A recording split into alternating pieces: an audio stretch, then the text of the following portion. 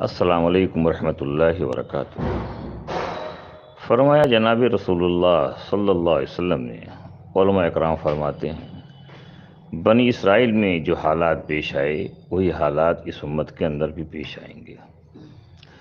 بنی اسرائیل میں یہودیوں کی سب سے بڑا کام یہ تھا کہ یہ کلام اللہ میں تحریف کرتے تھے، اور ان کے ماننے والے اپنے علماء کی بات مانتے تھے اور کلام اللہ میں تحقیق نہیں کرتے تھے۔ لہذا یہ حالتیں اس امت میں آئیں گی۔ اب مثال کے طور پر چند چیزیں میں بتا رہا ہوں۔ دعوت، تعلیم، استقبال پر ایک حدیث کہی جاتی ہے کہ صحابہ پہ روزانہ گشت کر کے مسجد میں لا کر دین کی بات کرتے تھے۔ نوام عبداللہ ابن رواحہ، معاذ ابن جبل اور حضرت عمر رضی اللہ تعالیٰ عنہ کا لیا جاتا ہے۔ اس حدیث میں تحریف کیا انہوں نے۔ کیا تحریف کیا ہے میں بتا دے رہا ہوں۔ حیات الصحابہ حصہ سوم صفحہ نمبر 21 میں اس کی فوٹو کاپی دے رہا ہوں کہ عبداللہ ابن رواحہ، معاذ ابن جبل، حضرت عمر رضی اللہ تعالیٰ عنہ کسی صحابی کا ہاتھ پکڑتے اور کہتے تھوڑی دیر آؤ ایمان تازہ کر لو۔ یہاں تحریف دو چیزوں کی، روزانہ اور مسجد۔ یہ چیز حدیث میں نہیں ہے۔ نہ روزانہ کرتے تھے نہ مسجد میں لا کے کرتے تھے۔ کبھی کسی سے ملاقات ہو گئی اور طبیعت میں آیا تو آؤ اجلسو، آؤ تھوڑی دیر بیٹھے ایمان کو تازہ کر لیں۔ یہ حدیث میں تحریف یہ کی۔ حدیث میں یہ تحریف کرنا یہودیوں کا شیبہ ہے۔ کیا مولانا سعد عین کاندھلوی کی جو تحریک ہے اس وقت یہودی سے متاثر ہو کر قرآن و حدیث میں تحریف تو نہیں کر رہی ہے؟ اور ایسے جماعتوں سے بچنے کے لیے آیا ہے کہ جو حدیثوں کے بارے میں جھوٹ بولے۔ اب آئیے قیامت کی نشانیوں میں سے۔ فرمایا نبی کریم صلی اللہ علیہ وسلم کہ قیامت میں کچھ ایسے کذاب اور دجال پیدا ہوں گے جو جھوٹی حدیثیں بیان کریں گے۔ صحابہ پر گشت کر کے روزانہ دین کی بات کرتے تھے، یہ تحریف شدہ اور جھوٹی حدیث بیان کر رہے ہیں۔ اور فرمایا ایسی جماعتوں سے بچیے آپ، ورنہ گمراہی کے راستے پہ چلے جائیں گی۔ دوسری حدیث ابو ہریرہ رضی اللہ تعالیٰ عنہ کی ہے کہ آپ نے فرمایا اے ابو ہریرہ، ایسا فتنہ آنے والا ہے جس سے بچنا مشکل ہوگا۔ شام کو آدمی کافر ہوگا، صبح مومن ہوگا۔ تو فتنے آنے کی شکل بھی بتا دی، کس شکل میں آئے گا۔ دینی گمراہ دعوتوں کی شکل میں آئے گی۔ اب جیسے مولانا سعد کاندھلوی اور وہ دینی دعوتی تحریکیں جو ہیں وہ حدیثیں اور قرآن کو غلط بیان کریں گے۔ جیسے مولانا سعد کاندھلوی کے بارے میں ایک تفسیر بھی رائے کرتے ہیں، یعنی قرآن کی تفسیر لوگوں کو اپنی مرضی سے غلط بیان کرتے ہیں۔ تو وہ جو فتنہ آئے گا، جس فتنے سے بچنے کے لیے ہدایتیں دی گئی ہیں، وہ دینی گمراہ دعوتی تحریکوں کی شکل میں آئیں گے جس سے بچنا مشکل ہو جائے گا کہ بھائی ان کے ساتھ تو پورا جمع غفیر چل رہا ہے، غلط ہوتے تو کیسے ہوتے۔ کچھ علماء بھی اور دینی گمراہ دعوتی تحریکوں کے بارے میں آگے لکھا ہے، علماء لوگ خاموشی اختیار کریں گے، اپنے مفاد کی بنیاد پر، نفسانیت کی بنیاد پر، اللہ رسول کی باتوں پر عمل نہ کر کے خاموشی اختیار کریں گے۔ اب جیسے نا کچھ علماء بھی ان کے ساتھ جا رہے ہیں، اپنی ذاتی مفاد کی بنیاد پر جا رہے ہیں، تو یہ جو گمراہ تحریکیں آئیں گی تحریکوں کی شکل میں، یہ جو فتنہ آئے گا یہ سب سے خطرناک فتنہ ہوگا۔ اس فتنے سے بچنا بڑا مشکل کام ہے۔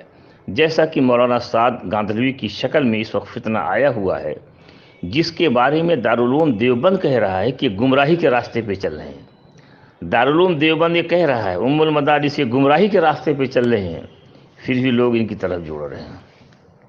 31/1/2018 کے اعلانیے میں دارالعلوم دیوبند نے کہا ہے کہ اکابر کے مسلک اور مشرب سے الگ ہٹ کے ایک جماعت بنا رہے ہیں، اہل سنت والجماعت سے ہٹتے جا رہے ہیں۔ یہ ساری چیزیں اس دور کے علماء نے نشاندہی کر دی ہے، پھر بھی لوگ ان کی طرف جڑ رہے ہیں اور جوڑے جا رہے ہیں غلط حدیثیں بیان کر کے۔ اس کے بارے میں ان حدیثوں میں آیا ہے کہ ایسی تحریکوں سے بچو اور لوگوں کو بچاؤ۔ دارالعلوم نے وضاحت کر دیا ہے کہ مولانا سعد کو پر اگر قدغن نہ لگایا گیا تو تبلیغی جماعت کا ایک بہت بڑا طبقہ فرقہ ضالہ میں تبدیل ہو جائے گا۔ دارالعلوم نے تو یہ شبہ 2016 میں ظاہر کیا تھا، تو اب ایسا معلوم ہو رہا ہے کہ یہ شبہ بالکل پکا یقین میں تبدیل ہو گیا، اب گمراہ ہو گئے ہیں، ایسا محسوس ہو رہا ہے کہ اگر مولانا سعد نبوت کا اعلان کر دے تو ہم ان کو نبی مان لیں گے۔ اس قسم کی باتیں لوگوں کی سنائی جا رہی ہیں۔ تو لہذا تو کیا اس وقت امت مسلمہ کے لیے سب سے خطرناک فتنہ مولانا سعد کی شکل میں ظاہر ہوا ہے، جس کے بارے میں حدیثوں میں آیا ہے کہ غلط حدیثیں بیان کریں گی اور گمراہ دعوتوں کی شکل میں آئے گا؟ کیا نبی کریم صلی اللہ علیہ وسلم نے اسی تحریک کے لیے یہ چیز کہی تھی؟ علماء اکرام سے سوال ہے، چونکہ آپ دین کے جانکار ہیں۔ اب آپ بتائیے کہ یہ حدیثوں میں جو تحریف کر رہے میں نے بتا دیا، نبی کریم صلی اللہ علیہ وسلم فرماتے ہیں قبر میں 3 سوال ہوگا، رب کے بارے میں، دین کے بارے میں، میرے بارے میں۔ یہ کہتے ہیں نہیں، ایمان، اعمال، معاشرہ کے بارے میں ہوگا۔ فرمایا نبی کریم صلی اللہ علیہ وسلم نے 3 مسجدوں کا مقام بڑا اونچا ہے، خانہ کعبہ، مسجد نبی، بیت المقدس۔ یہ کہتے ہیں خانہ کعبہ، بیت المقدس کے بعد تیسرا مقام نظام الدین کا ہے۔ اللہ تعالیٰ فرماتے ہیں مسجد ضرار بنانے والے منافق یہ کہتے ہیں کہ ایمان والے تھے۔ تو ان چند چیزیں میں بتا رہا ہوں جو قرآن حدیث کے خلاف کہہ رہے ہیں، قرآن حدیث میں تحریف کر رہے ہیں۔ تو کیا اسی جو گمراہی کی شکل میں جو فتنہ سب سے سنگین آنے والا تھا، کیا یہی فتنہ مولانا سعد کی طرف اشارہ تھا؟ تو ایسے باتوں سے بچنا چاہیے جس کی بات اللہ رسول کے خلاف ہو، قرآن حدیث کے خلاف ہو، کوئی بھی تحریف ہو، اس سے بچنے کے لیے ہدایت آئی ہے۔ ہم اللہ کے بندے اور جناب رسول اللہ صلی اللہ علیہ وسلم کی امتی ہیں۔ نبی کریم صلی اللہ علیہ وسلم نے اس امت کے لیے کتنا جافسانی کی ہے، پیٹ پر پتھر باندھے ہیں، راتوں رات اس امت کے لیے روئے ہیں، معراج میں گئے ہیں تب بھی اس امت کے لیے آپ اللہ سے دعا کر رہے ہیں، وہاں پر امت کو نہیں بھولیں۔ ایک صحابی کہتے ہیں اے اللہ کے رسول، ہم آپ کو کہاں تلاش کریں گے؟ آپ نے کہا میزان عدل پر یا پلسرات پر یا جنت و جہنم کے درمیان مجھ کو تلاش کر لینا، میں بے قرار ہوں گا کہ میرا کوئی امتی جہنم میں جا نہیں پائے، میرے کسی امتی کا گناہوں کا پڑا بھاری نہ ہونے پائے۔ تو ایسے شفیع نبی کے طریقے کو چھوڑ کے یہودیوں کا طریقہ اختیار کر رہے ہو، کل کیا جواب دو گے؟